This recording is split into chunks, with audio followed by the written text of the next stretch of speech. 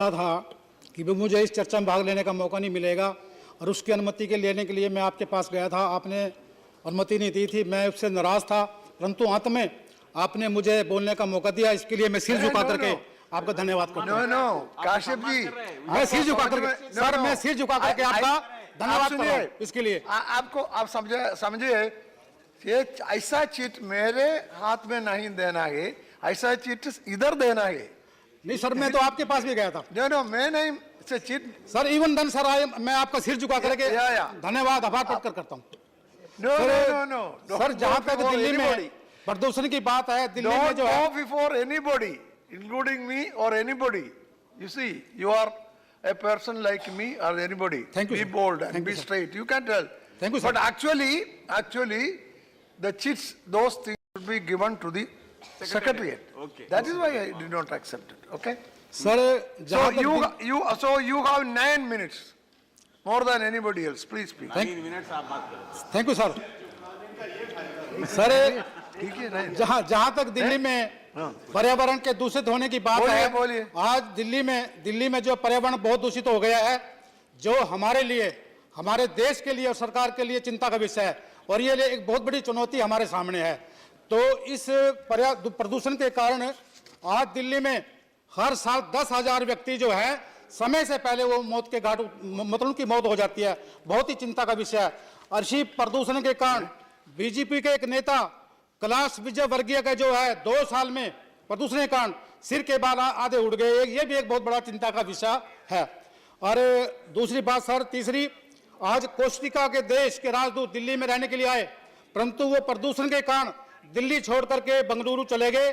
ये भी बहुत ही चिंता का विषय है। और दिल्ली में स्कूलों में छुट्टी करनी पड़ी, ये भी अत्यंत उसका विषय है। एक स्टडी के अनुसार अगर WHO के एयर क्वालिटी स्टैंडर्ड को अपना लिया जाए तो हम हर एक नागरिक की जो है 9 साल औसत उसकी बढ़ा सकते हैं। इसलिए ये बहुत ही चिंता का विषय है। सरकार को इसकी तरफ विशेष ध्यान देना होगा। मैं 2-3 सुझाव इसके लिए कह करके अपना भाषण खत्म करूंगा।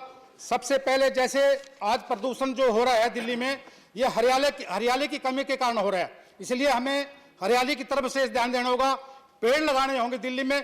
परंतु एक चिंता और है, आज दिल्ली में इतने बंदर हैं, जो पेड़ लगे हुए हैं वो एक भी पेड़ जो है लगने नहीं, मतलब होने नहीं देते। ये भी एक बहुत बड़ा चिंता का विषय है। और ये जो बंदर हैं, इतना उनका अंतक है, कोई भी जो है घर अपने कपड़े बाहर नहीं सुला सकता। अगर उस बाहर करेंगे तो उसको बंदर उठा ले जाएंगे।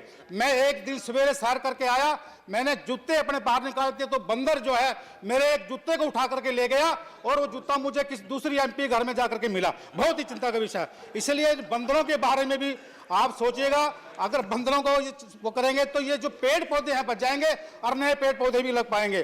तो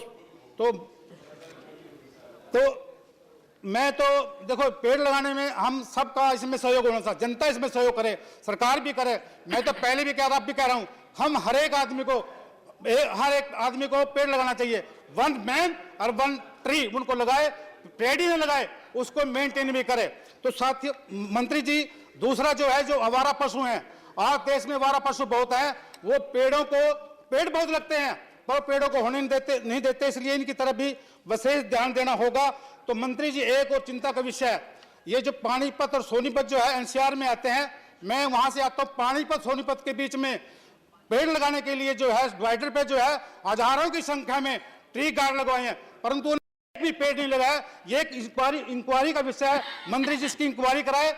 ये इन ट्री गार्ड को लगाने पे कितना खर्च आया, अरे इनमें पेड़ क्यों नहीं है, और जो पेड़ क्यों नहीं है इसका भी कारण देखा जाए, इसकी इंक्वायरी करके। और अब जो सड़क है वो चौड़ी हो रही है, इसके बाद उन ट्री गार्ड का क्या होगा, वो कहां पर जाएंगे, इसके बारे में भी मतलब विचार करना होगा। तो दूसरा जो मेरा सुझाव है, आज कूड़ा जलाने से भी जो है प्रदूषण हमारा बढ़ रहा है।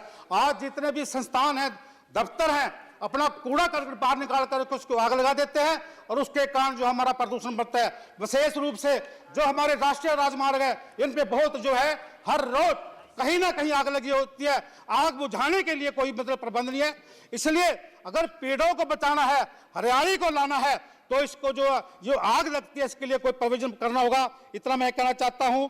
तो एक करना, देखिएगा, आज दिल्ली की हम बात कर रहे हैं, और दिल्ली का हम जो हरियाणा में जाते हैं करनाल बाईपास है, उसके राइट साइड में हम काफी सालों से देख रहे हैं कूड़ा दिल्ली इकट्ठा करके वहां इकट्ठा कर दिया जाता है और उसमें से जो आग लग रही है, धुआं निकल रहा है, मुझे नहीं पता उससे कितनी बीमारियां फैल रही हैं, कितना वो पर्यावरण को दूषित कर रहा है।